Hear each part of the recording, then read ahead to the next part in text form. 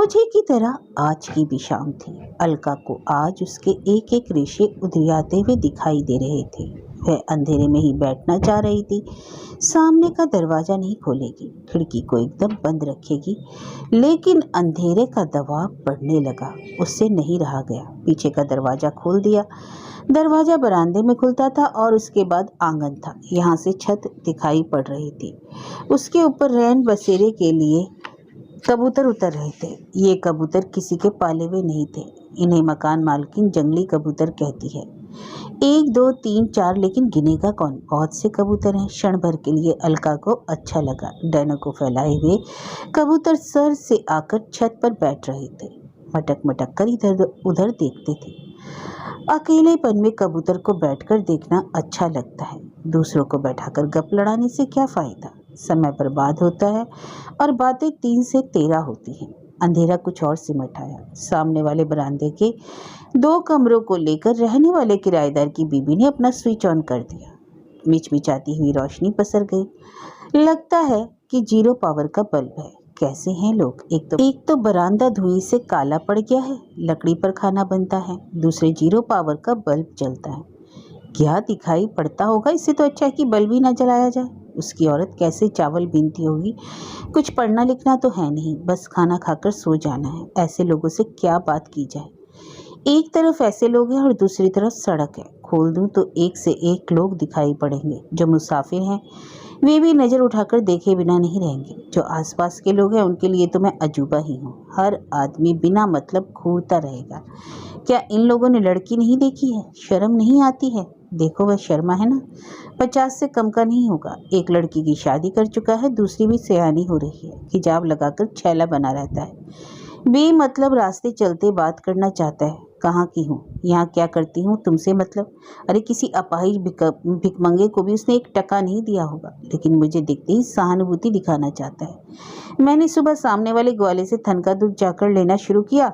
वजह से मेरा टाइम देखकर ही आने लगा। मैं जब तक वहाँ रहती थी वह कोई ना कोई बात करता रहता था। बड़ा बेहया है, जवाब ना देने पर भी बोलता रहता है। उसको भी तो लड़कियां हैं। कोई इसी तरह से हाथ धोकर उनके पीछे पड़ जाए तो कैसा लगेगा? हद तो तब हो गई जब एक दिन मेरी पीली रंग की साड़ी पर कमेंट कर बैठा, मैडम यह बहुत फास्ट है, और फिर बड़े घिनौने ढंग से आंखें मिचमिचाने लगा। तबीयत में आया कि एक चप्पल मारूं, फिर सोचा कि बिला वजह भीड़ इकट्ठी हो जाएगी।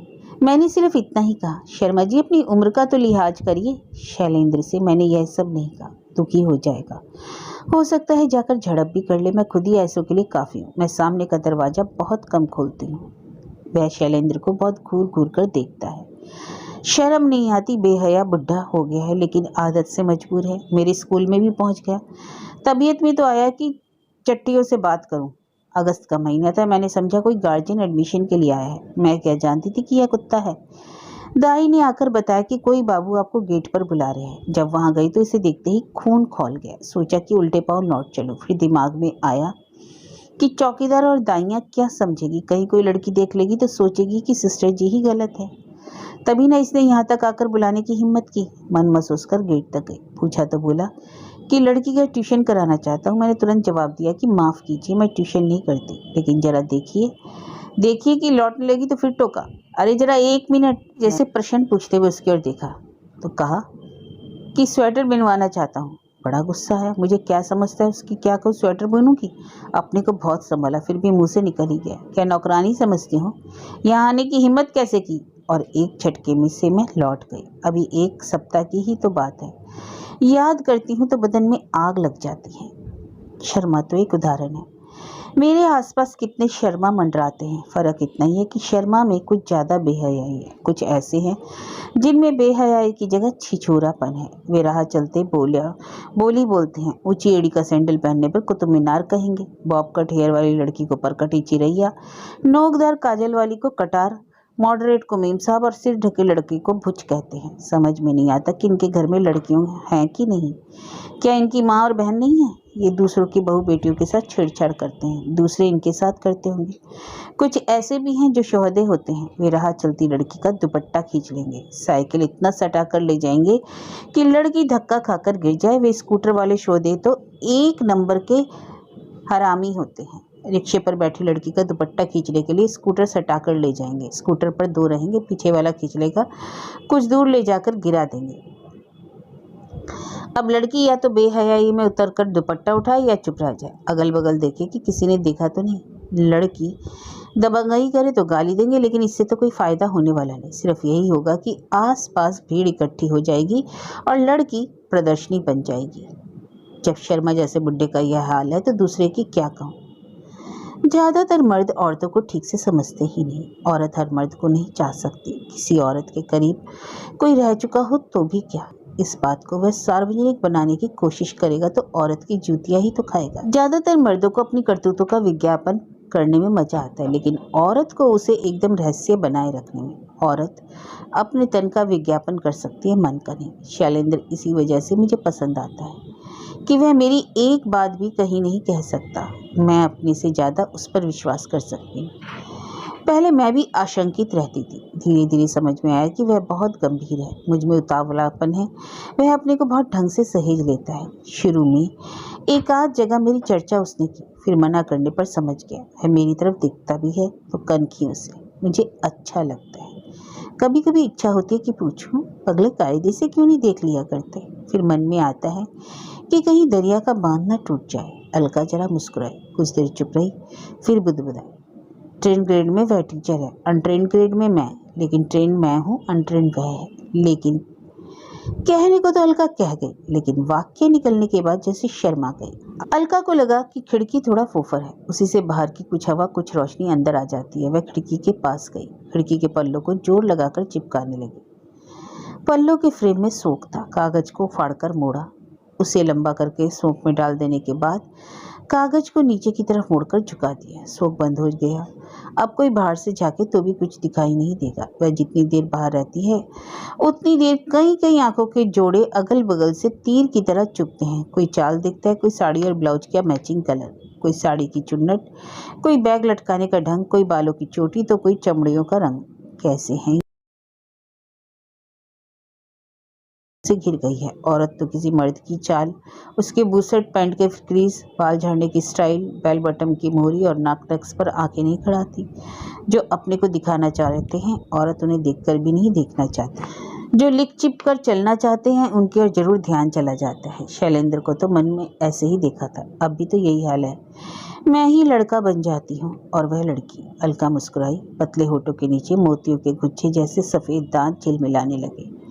वह मारी शर्म के खुद लाल हो गई। इस तरह से तो कभी शैलेंद्र के सामने भी नहीं शर्माई थी। अलका ने खिड़की के ऊपर पुरानी साड़ी के टुकड़े का पर्दा डाल रखा था। खिड़की को खोलने पर उसे गिरा देती थी और बंद रहने पर पर्दा हटा दिया करती थी, लेकिन आज उसे न जाने क्या हो गया कि किसी भी तरफ से बाहर की ना तो रोशनी आने देना चाहती थी और न हवा। उसने पर्दा गिरा दिया। सामने के बंद दरवाजे पर भी पर्दा डाल दिया। पीछे का दरवाजा तो पहले ही बंद कर चुकी थी। अब तक रात हो गई थी। अलका ने बल्ब नहीं जलाया था। कमरे में गुप अंधेरा था। अलका को आज अंधेरे से बेहद प्यार हो गया था। अंधेरा एकदम अमूर्त होता है, उसमें किसी भी वस्तु का कोई आकार प्रकार नहीं होता। एकदम थके और हारे हुए आदमी को अंधेरे में क्यों शांति मिलती है, अलका इसे आज समझ पा रही थी। जब आदमी वस्तु जगत से टकराकर परेशान हो जाता है तो शून्यता में कुछ देर के लिए खो जाना चाहता है। वहाँ वास्तविकता की जगह वास्तविकता का विवरण होता है। आदमी हर समय अंधेरे में नहीं रह सकता, लेकिन बेहद टूट जाने के बाद अंधेरा ही उसे अपने अंदर लड़ने की ताकत देता है। अंधेरा उसके मन को जोड़ रहा था। अलका टटोलती हुई चारपाई पर बैठ गई। पैर नीचे लटक रहे थे। वह घने अंधेरे में अपनी आंखों को गड़ाकर देखने लगी। क्या अंधेरे में कुछ देखा जा सकता है? वह चुपचाप बैठी हुई थी। अपनी दोनों बाहों को कोहनियों से मोड़ लिया था। हथेलियों पर ठुड्डी को टिकाकर बैठी रही। आज उसने बालों को भी नहीं बांधा था।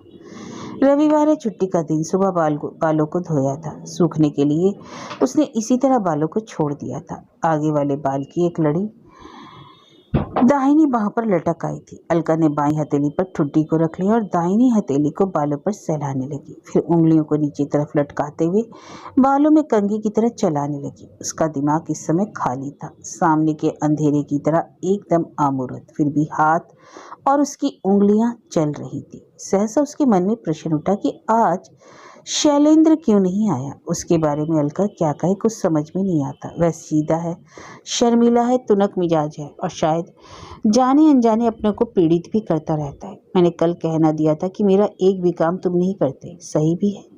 नौकरी दिलाने के अलावा उसने किया ही क्या है? वह मुझे समझाए भी तो, लेकिन वह कि पहले सिर झुकाकर सुनता रहता है, बोलता ही नहीं, बहुत कम प्रतिवाद करता है। कम ही क्या, प्राय एकदम नहीं। शायद कल पहली बार कहा था कि मैं क्या क्या गिनाऊं, तुम खुद ही याद कर लो। इसके बाद वह चुप हो गया। लड़ झगड़ ले, मुंह लटकाए बैठ जाना तो बहुत खराब है। मैंने उसकी चुप्पी को तोड़ने के लिए ही तो कुछ कह दिया था। आज तो ठीक याद नहीं। शायद यह कि एहसान क्या जताते हो, अब डायरी में नोट कर लिया करो। सारे मर्द एक तरह के होते हैं। तुम चुप रहकर चिकने चुपड़े बनना चाहते हो? मैं नहीं मान सकती। शैलेंद्र एक चुप तो हजार चुप, कुछ भी नहीं बोला। मैंने बहुत चाहा कि उसकी चुप्पी टीटे, लेकिन मैं टस से मस नहीं हुआ। इसी अंधेरे की तरह ही उसकी चुप्पी थी। मैं उसमें धंसकर कुछ देखना चाहती थी, लेकिन कुछ समझ में नहीं आ रहा था। उसके मन के अंदर एक अंधेरी कोठरी है जिसमें शायद तहखाना भी है। उसकी सीढ़ियों से नीचे उतरते जाइए, कुछ समझ में ही नहीं आएगा। टटोल टटोल कर संभाल संभाल कर पाँव रखिए। जरा भी इधर उधर हुए तो पाँव फिसलेगा और हड्डी पसली टूट जाएगी। अलका की बाईं पसली के नीचे एक चिलक हुई। उसने बालों से हाथ को हटाकर पसलियों को नीचे सहलाना शुरू किया, लेकिन थोड़ी देर के बाद फिर चिलक और उसके बाद नीचे से ऊपर की तरफ उठती हुई हुक मालूम हुई।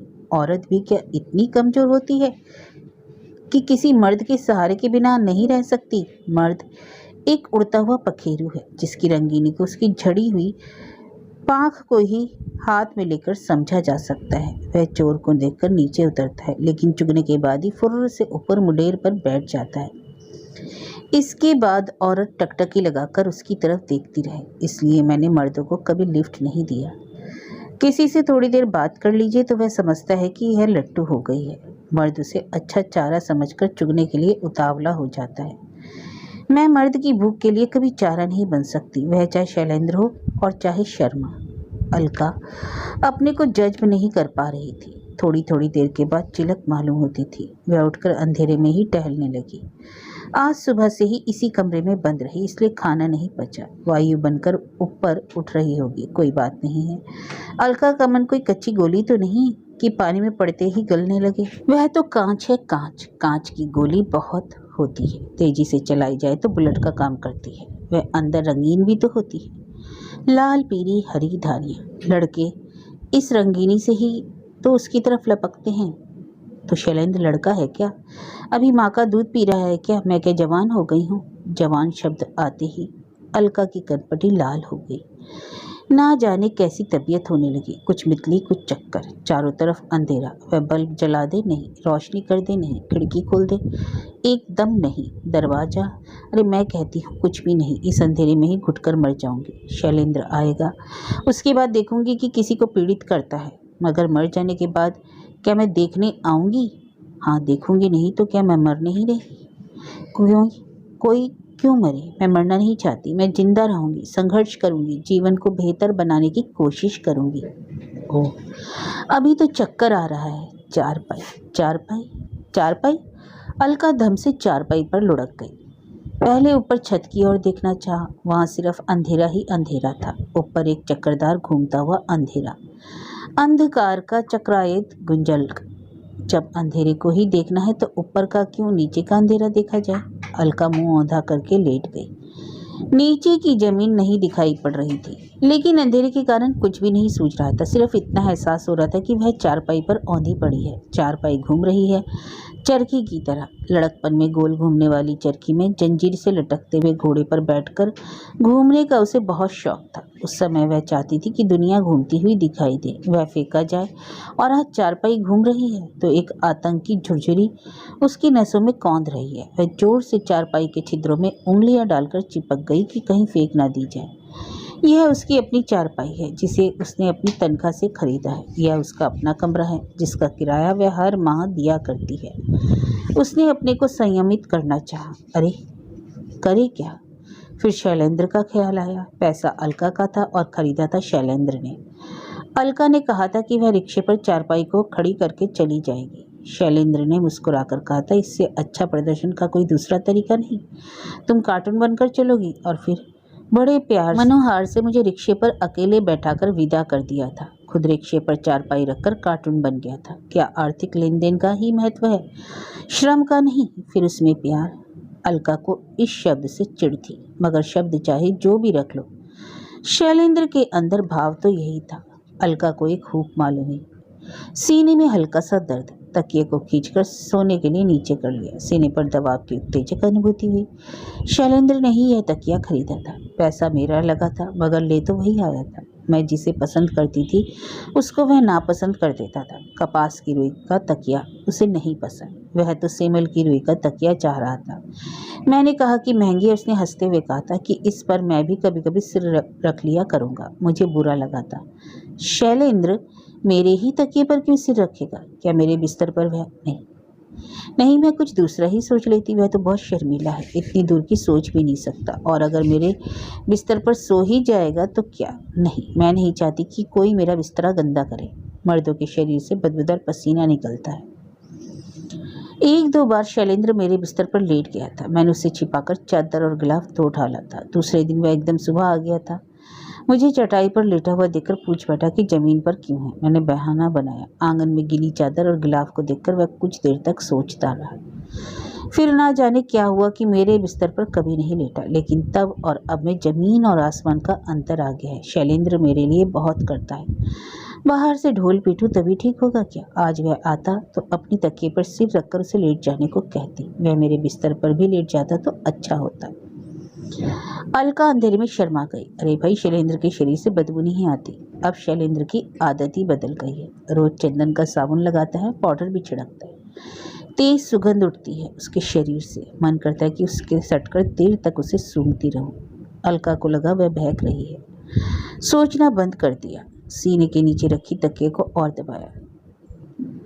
ब्लाउज का गला लंबे कट का था, लेकिन अंधेरे में कुछ भी दिखाई नहीं पड़ रहा था। फिर भी अलका ने अपने ही हाथों से सीने के आंचल से ढक लिया। सोचने लगी कि आज शैलेंद्र नहीं आएगा क्या? वह पर पीड़क है, उसकी यही बात तो अच्छी नहीं लगती। भाई लड़ लो भिड़ लो, मगर यह है क्या चुपचाप गोल हो जाओ। यहाँ मेरा कौन है? कोई भी तो आगे पीछे नहीं, सब भेड़िए हैं। किसी बकरी की गर्दन पकड़कर पीठ पर लादे हुए मुझे लेकर भागने के लिए ही तो सब घूरते रहते हैं। शैलेंद्र नहीं आएगा तो मैं ही आ जाऊंगी। यह भी क्या बात है कि हर आदमी से झगड़ा ही किया जाए? फिर झगड़ा ही क्या है, सिर्फ मुंह फुलोवल तो है। बात सिर्फ इतनी है कि कौन पहले झुकता है। मैं भी इस इंतजार में हूँ, वह भी यही सोच रहा होगा। खैर, अब कल देखूंगी। मगर आज का क्या होगा? शाम हो गई, ईंधन नहीं है, सब्जी भी तो लानी है। शैलेंद्र ने एकदम पंगु बना दिया है। वह मुझे जाने ही नहीं देता। मैंने कोई दुकान भी नहीं देखी। अच्छा ठीक है, मैं ऐसी ही पड़ी रहूंगी। वह पर पीड़न में सुख पा रहा है, मैं आत्मपीड़न में सुख को खोजूंगी। अलका ने सोचना बंद कर दिया। कमरा में जितना अंधेरा था उससे ज्यादा सन्नाटा था। कहीं कोई रूप नहीं, कहीं कोई ध्वनि नहीं। उसने फिर गौर किया। हल्की सी खुट की आवाज। शायद कनस्तर पर मुष्टि उछली है। वह दाल नहीं खाएगी, चावल वाले कनस्तर पर उछली होगी। चावल। उसे हंसी आ गई। चावल है भी कहाँ? शैलेंद्र ने से आज लाने के लिए कहा था। लेकिन फिर शैलेंद्र, फिर वही औरत कोई मर्द की गुलाम है कि जहाँ चाहे वह चाहे वहाँ औरत को बैठाकर ऊपर से रोटी फेंक दे। मेरी अपनी अस्मिता है, मैं खुद बाजार से सामान ले आऊंगी। कमजोरी तो हमारी है कि सब शैलेंद्र के भरोसे छोड़ देती हूँ। और छोड़ा भी क्या है, वह उचक उचक कर खुद करने लगता है। वह चाहता है कि मैं पिंजरे में बंद रहूं। पता नहीं कैसे पढ़ाने के लिए भेज देता है। वह भी मेरा निश्चय था, तभी तो कुछ नहीं बोला। अब सारे कामों को मैं अपने से ही करूंगी। मैं जो अच्छा समझूंगी वह करूंगी। देखती हूँ कौन मुझे रोकता है। शैलेंद्र आखिर है कौन? मैंने उसे क्यों अपने ऊपर इतना हावी होने दिया? अलका ने सोचना बंद कर दिया। वह एकदम विश्राम चाह रही थी। तभी खट खट किसी ने लगातार कई बार खटखटाया। कौन है ये? बहुत बेवकूफ़ मालूम होता है। लगता है एकदम उज्जट है। इस तरह से भला दरवाज़ा खटखटाया जाता है? शैलेंद्र तो नहीं हो सकता। वह तो सिर्फ एक बार आहिस्ते से खटखटाता है। कभी कभी तो सुनाई भी नहीं पड़ता। आवाज़ भी देगा तो बहुत धीरे से। उसका चबूतरे पर चढ़ना, दरवाजे तक आना और खटखटाना, यह सब अलका का पहचाना हुआ है। शैलेंद्र के पाँव की आवाज़ को वह बहुत बारीकी से पहचानती है। कभी धोखा नहीं हो सकता। फिर शैलेंद्र इतनी रात को तो आ नहीं सकता। इस समय रात के 9 बजे होंगे और 8 बजे के बाद शैलेंद्र नहीं आता है। आए तो जान लो कि कोई असामान्य बात है। एक ही बार तो वह 9 बजे आया था। उसकी माँ बहुत बीमार थी, मुझे बुलाया था उन्होंने। मारे संकोच के वह कह नहीं पा रहा था कि माँ ने बुलाया है। इस समय शैलेंद्र नहीं हो सकता, अगर कोई दूसरा है तो खोलने की जरूरत भी नहीं। अलका चुपचाप पड़ी रही। 2 मिनट रुककर फिर खटखटाहट शुरू हुई। अब की देर तक कोई खटखटाता रहा। अलका को बहुत क्रोध आया, जी में आया कि जोर से डांटे, लेकिन वह अपनी उपस्थिति का एहसास नहीं होने देना चाहती थी। कोई होगा, ऐरा गैरा चला जाएगा, मगर बाहर हार कर जाने वाला नहीं था। अब की तो कोई लगातार पीट रहा था। अलका को लगा कि कहीं दरवाजा टूट ना जाए। कोई और भी बाहर आ गया तो पूछ रहा था, मास्टराइन से रात को मिलने आए हैं क्या? फिर अलका को लगा कि पूछने वाला फिर से हंस रहा है। उसका शरीर जलकर राख हो गया। कौन है बेहुदा, अभी बताती हूँ उसे। अलका झटक कर उठी, खिड़की खोलकर तीखी आवाज में डांटते हुए पूछा, कौन है? मैं हूँ बी शर्मा। आप कौन है? अलका ने पहचानते हुए भी नहीं पहचाना। अरे आप इतनी जल्दी भूल गई? अच्छा अपना काम बताइए। अलका एकदम तैश में आ गई। शर्मा एकदम बेहया था, बोला, अंधेरे में क्या कर रही हैं? आपका सिर। अलका बरस पड़ी। फिर बेहुदे आदमी को मुंह लगना ठीक ना समझकर खिड़की का पल्ला बंद कर लिया। शर्मा बाहर कह रहा था कि एक जरूरी काम से आया था, सुन लीजिए, मगर अलका ने एक ना सुनी। उसने सीधे आकर स्विच ऑन कर दिया, फिर चारपाई पर झटके से लेट गई। अलका की उद्विग्नता बढ़ गई। उसे लग रहा था कि भेड़िए उसका गोश्त नोच लेना चाहते हैं। अलका मजबूत है, इसलिए लोग कुछ नहीं कर पा रहे हैं, लेकिन ये भेड़िए मौके की तलाश में है। अलका को शैलेंद्र की अनुपस्थिति खलने लगी। जब शैलेंद्र रहता है तो शर्मा जैसे लोग पास फटकने की कोशिश भी नहीं करते। शैलेंद्र कुछ बोलता नहीं, बस उसकी उपस्थिति ही पर्याप्त है। ये छिछोरे जैसे देखते रहते हैं कि शैलेंद्र है कि नहीं, बस मौका देखते ही अंदर घुसने की कोशिश करते हैं। वह औरत के मिजाज को ठीक से नहीं समझता है। जब औरत इतना लिफ्ट दे तो मर्द को आगे बढ़ना चाहिए। औरत की लिफ्ट देने का मतलब यह कि वह अपने ऊपर अधिकार करने का आमंत्रण दे रही है। कैसे अधिकार किया जाए, इसी से में पुरुष का कौशल है। शर्मा जैसे लोगों की तरह कोशिश करने वाले जूता खाते हैं। आधा घंटा फिर भी तक किसी ने फिर खटखटाया। कौन है? मुझे क्यों सब तंग कर रहे हैं? कैसे लोग हैं इस मोहल्ले में? किसी के घर में लड़की नहीं है क्या? कस्बाई लोग हैं ना। अभी इनका मन एकदम गवारों का है। इन लोगों की समझ में औरत या तो मजदूरनी है न या तवायफ। ये लोग ना औरत को पत्नी का मान दे सकते हैं और न बहन। औरत का स्वतंत्र होकर रहना तो इनके लिए गुनाह है, पर पराधीनता के लिए ही जन्मी है। इन लोगों को दिखाई पड़ता है कि मैं स्वतंत्र होकर रह रही हूँ। यहाँ के मर्दों के लिए यह चुनौती बन गई। डोरा डालने से लेकर लाठी चलाने तक को लोग तैयार हैं। इन्हीं में से किसी से कह दूं कि बाकायदा शादी कर लो तो कन्नी काटने लगेंगे। दरवाजा फिर धीरे से खटका। अब की एक धीमी आवाज थी, सिस्टर जी, कोई लड़की है क्या? अलका ने इंतजार के स्टूडेंट होगी, इतनी रात को क्यों आई है? मैं उसकी क्या मदद कर सकती? हो सकता है दाई की लड़की हो। 6 में नाम लिखाना था, 2-3 रुपए भी ना इकट्ठा हो पाए होंगे, इसलिए आई है। फिर एक हल्की सी आवाज दी, सिस्टर जी कौन है? मैं हूँ। आखिर नाम भी कुछ है? कांति। कांति कौन? कोई उत्तर नहीं मिला। सिर्फ इतना अंदाज मिल रहा था कि कोई लड़की बाहर दरवाजे से टिक कर खड़ी है। अलका ने खिड़की खोली। लड़की खिड़की के सामने आ गई। अरे तू तो 7th में पढ़ती है ना, क्या काम है इस समय? सिस्टर जी, पापा कह रही थी कि मेरा ट्यूशन करा दीजिए, पर मैं तो ट्यूशन नहीं करती। आप घर ना आया करें, मैं ही आ जाया करूँगी। अलका ने धीरे से दरवाजा खोल दिया। लड़की अंदर आ गई, फिर दरवाजा उड़का दिया, खुद चारपाई पर बैठ गई। लड़की सकुचाती हुई सामने खड़ी थी। क्या पढ़ना चाहती हो? अंग्रेजी और गणित। शाम को 6-7 बजे तक आ जाया करूँगी, पापा ने कहा है कि 50 रुपये दूंगी। लड़की एक सांस में बोल गई। कहाँ रहती हो? उधर सामने। शाम को अकेले आने में दिक्कत होगी, पापा साथ लाया करेंगे। लड़की की बात पूरी भी ना हो पाई थी कि एक नाटे कद का थुलथुल सा अधेड़ आदमी दरवाजा खुलकर अंदर आ गया। गोलगप्पे जैसे चेहरे में छोटी छोटी बटन जैसी आंखें, सिर्फ अगल बगल बाल, और वह भी चटकदार खिजाव लगा हुआ। लड़की के अधूरे वाक्य को उसने पूरा किया। मैं साथ लेकर आ जाया करूंगा और साथ लिवाता जाऊंगा। अलका हड़बड़ाकर खड़ी हो गई। वह ठिठक सी गई। कुछ समझ में नहीं आ रहा था कि क्या करे। सामने वाले आदमी को वह आंखें फाड़ फाड़ कर देख रही थी। कितना घिनौना और फरेबी है। सिर्फ अंदर कमरे में आकर बात करने के लिए इतना जाल बिछाया। फिर उसने अपने को संभाला। किसी भी स्थिति का सामना साहस से किया जाता है। साहस छोड़ देने पर छोटी से छोटी समस्या भी असाध्य लगने लगती है। उसने साहस किया, एक कदम आगे बढ़ी। सोचा लड़की भी है, क्या कहूँ, वह अपनी स्टूडेंट है, थोड़ा समझदार हो गई है। कुछ खुलकर कहूँगी तो मेरे बारे में क्या सोचेगी? मैं टीचर हूँ। इतनी लड़कियों के सामने अपने मॉरल गट्स से तो खड़ी होती हूँ। यह मॉरलिटी ना रहे तो बच्चियों से आंख नहीं मिला सकती। अलका का नाक जैसा फुतकार करता हुआ क्रोध डसने से सकुचाने लगा। अलका की समझ में उसके क्रोध को बांध लिया। लेकिन यह शर्मा एकदम बेहुदा है। सुअर जैसा शरीर पाए वैसा ही इसका थूथन, वैसी ही आंखें धसी हुई, वैसा ही मोटापा, उसी तरह से गलीज खोजता फिरता है। तो क्या मैं गलीज हूँ? अलका का अहम जागा। फिर उसने सोचा कि गलीज तो शर्मा की आंखों में ही हो सकती है, क्योंकि अपने घर से कूड़े की तरह बाहर फेंक दी गई हूँ। अगर कूड़े के साथ कोई पकवान भी बाहर फेंक दे तो सुअर पहले उसी पर टूटेगा। अलका शांत हो गई, लेकिन उसकी शांति में दृढ़ता थी। उसने शर्मा की तरफ घूर कर देखा। शर्मा थोड़ा सहमा। अलका ने लगातार 1 मिनट उसकी तरफ देखा। शर्मा बेहाई में ही करके हंसने लगा, जैसे चुटैया जलेबी के लिए चौरट्ठा फेंका जा रहा हो। शर्मा जी, आप फिर मत आइएगा, मैंने बार बार कह दिया मैं ट्यूशन नहीं करती। शर्मा ने फिर कहा, कभी कभी ही देख लिया कीजिए।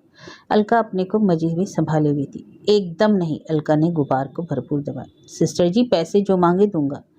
शर्मा ने जीभ से होठों को चाटते हुए कहा, मैंने एक बार आपसे कह दिया ना, अब कितनी बार कहूँ? अच्छा अब आप जाइए वरना। अलका उत्तेजित हो गई। शर्मा सकपकाया, लेकिन अलका झटके से दरवाजे के पास आ गई। आप निकलिए। फिर शर्मा को जैसे बाहर की तरफ ठेल दिया। लड़की अपने आप चली गई। अलका ने दरवाजा जोर से बंद किया, जैसे सारा दोष दरवाजे का ही था। दरवाजा बंद होते ही झटाक से ऊपर की सिटकनी लगा दी। गौर से ऊपर देखा, फिर नीचे की सिटकनी पर ध्यान गया।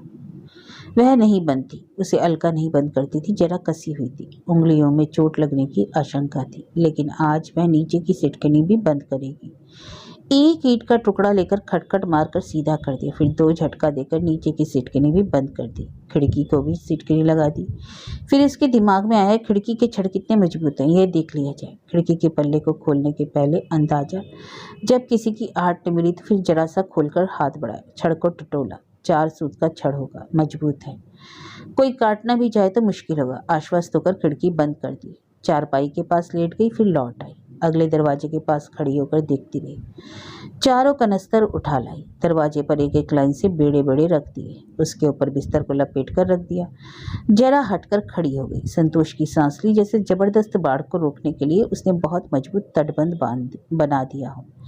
वह चारपाई पर आकर लेट गई। कुछ सोचती रही। चारपाई से फिर उठकर पीछे वाले दरवाजे के पास गई। ऊपर की सिटकनी को टटोल कर देखा। नीचे भी बंद करना चाहती थी, लेकिन वहाँ एक ही सिटकनी थी। वह मनी मन मकान मालिक को कोसने लगी। पैसा लेने को इतना लेता है, किराएदार की सुविधा का कोई ध्यान नहीं रहता है। कोई मरे या जिए, लुटे या पिटे, उससे क्या मतलब। लेकिन तबीयत नहीं मान रही थी। एक मच्छरदानी के डंडे को तोड़कर दरवाजे के पीछे अवरोधक की तरह लगा दिया। उसे याद आया, नानी का घर गांव में एक कमरे के दरवाजे के पीछे ऐसा ही लगा था। दिमाग पर जोड़ दिया, इसे ब्यौड़ा कहते हैं क्या। फिर दूसरा टुकड़ा आगे वाले दरवाजे के पीछे लगा दिया। अब वह चारपाई पर लेट गई, लेकिन असुरक्षा गेंडली मारकर बैठ गई। अलका को चारपाई का पात गड़ रहा था। चारपाई पर बिछावन नहीं था। फिर बिस्तर पर निगाह डाली। कनस्तर, कनस्तर के ऊपर बिस्तर, उसके ऊपर डंडे का ब्यौड़ा। कितनी भीरू है अलका। धक्का देने पर तो 2 सिटकनियों के बाद दरवाजा टूट सकता है, और अगर सिटकनी के रहते टूट गया तो कनस्तर, बिस्तरा, डंडा किसी को अंदर आने से रोक सकते हैं क्या। आदमी में हिम्मत होनी चाहिए। औरत कोई छुई मुई है क्या कि कोई छू दे और मुरझा जाए। औरत शरीर से कमजोर होती है, लेकिन सिर ऊंचा करके तन जाए तो किसकी हिम्मत है कि उससे छेड़छाड़ करेगा। जब तक वह कमजोर बनी रहे तभी तक तो समाज में सब दबाते हैं। औरत अपनी ताकत को समझे, और ताकत नहीं है तो उसे पैदा करे। औरत तो माँ है, वह सब कुछ पैदा कर सकती है। जिस समाज में औरत को इज्जत की निगाह से ना देखा जा रहा है, वह समाज गिरा हुआ है। ऐसे समाज को औरत ही सिखा सकती है कि औरत की इज्जत कैसे करनी चाहिए। अलका जाकर बिस्तर को उठा लाई, उसे चारपाई पर बिछा दिया, कनस्तर को अपने स्थान पर रखाई। फिर अगले और पिछले दरवाजे में लगे डंडों को खींच लिया। बांस के उन दोनों टुकड़ों को गौर से देखा। अगर इनसे किसी को पीटा जाए तो चमड़ा निकल आएगा। शर्मा के लिए बहुत अच्छा रहेगा। अलका डंडों को देखकर मुस्कुराई। उन दोनों टुकड़ों को चारपाई पर दाएं बाएं बिस्तर के नीचे रखकर लेट गई। बल्ब जल रहा था, आंखें चौंधिया रही थी। अलका ने उठकर बाहर का बल्ब बुझाने के बाद अंदर का बल्ब जला दिया।